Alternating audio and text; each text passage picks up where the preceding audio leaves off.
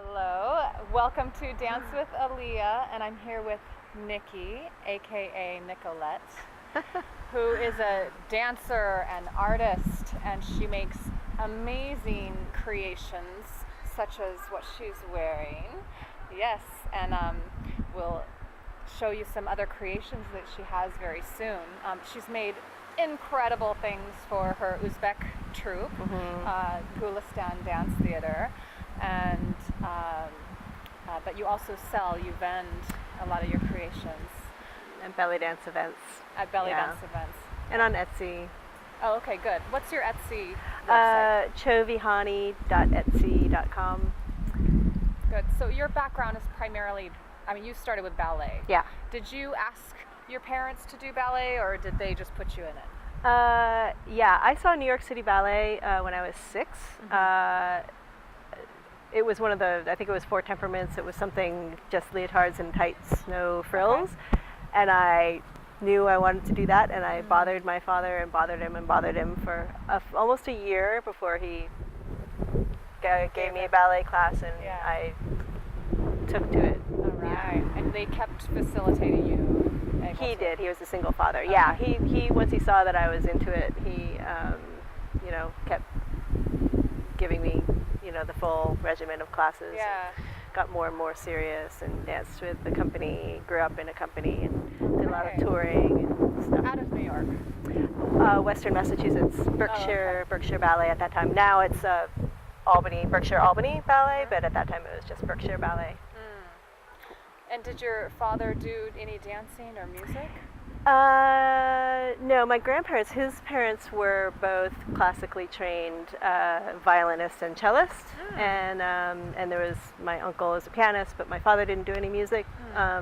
He actually took dance classes when he saw how excited I was, and I would want to talk about all the things that I was learning growing up, and so he did modern dance a little bit, and yeah.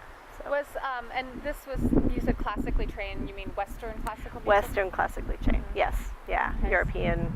Yeah, so that and the ballet was what you had started with. What got you into belly dance and some more Arabic style music? Yeah, well, I stopped doing ballet in my mid-20s with a couple of different injuries, and wanted to keep dancing, so I started with ATS. I loved the costuming. Okay. The music was fantastic, I always loved the music anyway. And I appreciate that with Middle Eastern dance, I see as being very flattering to all female figures, and which is just a totally different aesthetic. From where I'd come from, so it was good to have a different openness view. To different body types. Yes, and it's like empowering. Were you doing costume creation before that, or did the ATS get you inspired to do? Yes, to both. Yeah, I was always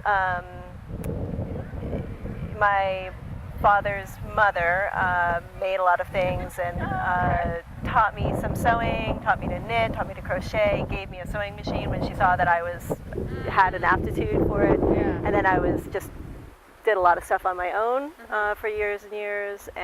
But then growing up in my ballet company, I was always in the costume shop and helping out, and always definitely had that eye and interest. And but the ATS really got me going in costuming, more seriously. Yeah, costuming for myself. I do this full time. Yeah. Well, everybody benefits then. You also do Persian dancing, and you do Uzbek dancing, ballet. I've recently gone back to ballet in a serious way, so. Like a daily practice. Why? Because my body was falling apart, and kind of at the same time, I have a leg discrepancy. It's pretty significant, and if I'm not strong, very strong, then that I feel it a lot in other parts of my body. Start to wear down your tendons. Yeah, my spine and things get out of whack. Knee. So it's great for alignment. yes, it's great for alignment and strength, and I have had weird bad shoulder things as well, and it's really helped with that, and just generally How does the music feel going back into a ballet class? well, it depends. I mean, people use music all different ways, right? I mean, some people have like more standard ballet music, some piano, some people have like rock music. I've taken class with people that have like kind of house, I don't know, maybe don't have the right word, but it's electronic music that doesn't have, it just kind of goes and goes and goes, more ambient music. Yeah, I don't like that. For ballet class. Okay. I found, I didn't realize this, but I found that myself, it helps me like remember the combination when there's a more structured, yeah. Excellent. And it's hard to remember the combination sometimes. Yeah. Are you still active in ATS right now? I'm not, because my most recent dance partner, Super Kate, moved to Brooklyn, New York, which is wonderful for her, but sad for me. Yeah. So I hear you. So now you're off to doing some more independent things with ballet, at least. Yeah. Now, Gulistan Dance Company is amazing. She's incredible. How did you get involved with that? Had you ever seen Uzbek style dance before, or was it her that got you into it? It was her. I was visiting LA. I was belly dancing in Kentucky, visiting LA, and I saw her, Carolyn Kruger, do a performance. And I had never seen Uzbek dance, and I was mesmerized by the combination of lyrical with very intricate hands, arms, head movements, and it's deceptively, it looks simple, but it's a lot of layers going on, and I'd never seen anything like it.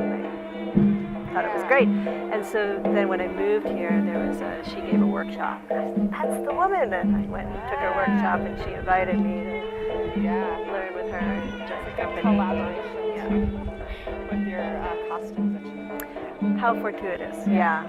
Did you worked do really Persian well. dance after that? Kind of at the same time. Okay. Like I found her and joined Nazmi's Paris National Ballet at the same time. Yeah. And they communicate, but are quite different styles, the Persian and the Uzbek dance. So how do you keep it together? What do you Like, mean? how do you go like, oh, the Persian one is like this? Whatever the difference is. No, that's a good question. I think that it's tied to the music. I mean, all dance starts with the music, right? I mean, if you're expressing the music, that's the point. So it draws you Yes. to like what the correct movement is. Yeah. And I mean, pretty much all Persian music mostly is in threes. It's a 6/8. So the basic footwork, that's the basic footwork. It's a little waltzy thing. And Uzbek is not that. Occasionally, I think I've personally met one dance that was in a 3 or in a 6. But mostly it's in other time signatures. It's not the same. So the music teaches you. Yes, The music yes. helps you keep it together. Yeah, and also not just the beat, but the overall the music. They sound different, and you come to associate internally. This music expresses in this way. So, yeah. Now, when you were in the ballet company, was that exclusive all you were doing? You're professional, so you're used to dance being your whole life. Whether or not right now, I mean, you're costuming for dance. Well, not necessarily. I mean, people can wear this at any point. Yeah. Still has it does a strong overlap with dance. Yes. And then you're also performing still. Yeah. So you're used to dance being all knitted together. Yeah. A lot of your life. Yeah. What would you do if you weren't dancing? Well, gosh, now I don't know. Now, I mean, I have planted trees for a living also. For 4 years I did that. And I have also, rebuilt antique clocks for a living. Where I served a 2-year apprenticeship and served on for years after that with the same guy that I apprenticed to in Kentucky. I mean, if I weren't, I have to work with my hands. That's I have to make things. Right. And I like the things that I liked about rebuilding clocks. Some of those things, a lot of those things translate to designing something, making patterns, making something, a flat thing, and work on a three-dimensional human body and function, do the things it needs to. Can you get in and out of it? All those little logistics. I like to figure those things out. The engineering of costumes. Yeah, three-person skirt. Yeah, right. Yeah, wearable tabletops.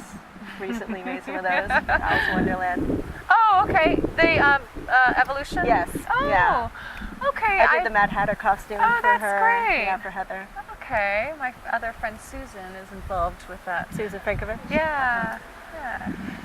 That's fun. I like that. Oh, yeah, we were talking about storytelling. So you're drawn to storytelling pieces, or do you also like sometimes with ATS where there's not necessarily a story being told? I like it all. Yeah. Yeah. I love to watch a good ATS where there's good communication between the people, and of course I love the storytelling aspect, and I love just, pure ballet, no plot, just gorgeous everything, Yeah. And I love the traditional dances too, Yeah. I also wanted to ask you again about your clothes that you make. What things inspire you, and how have you changed over time with the costumes that you make and clothing? Yeah. Well, I think I've gotten more comfortable with sensuality, like showing sensuality and kind of, subtle, not crazy, Yeah. But a lot. I mean, things fall beautifully and they're soft. Yeah. They're really soft fabric. It's very comfortable to wear. And non-constricting. Also, I like things to give, especially as a dancer, you have to be able to raise your arms and things don't rise up, for instance, or you need to be able to. Yeah. You need to be able to move and be comfortable, and as well as look elegant. Yeah. Graceful. Yeah. Yeah. Well, thank you so much for talking with me, and thank you for watching Dance with Alia.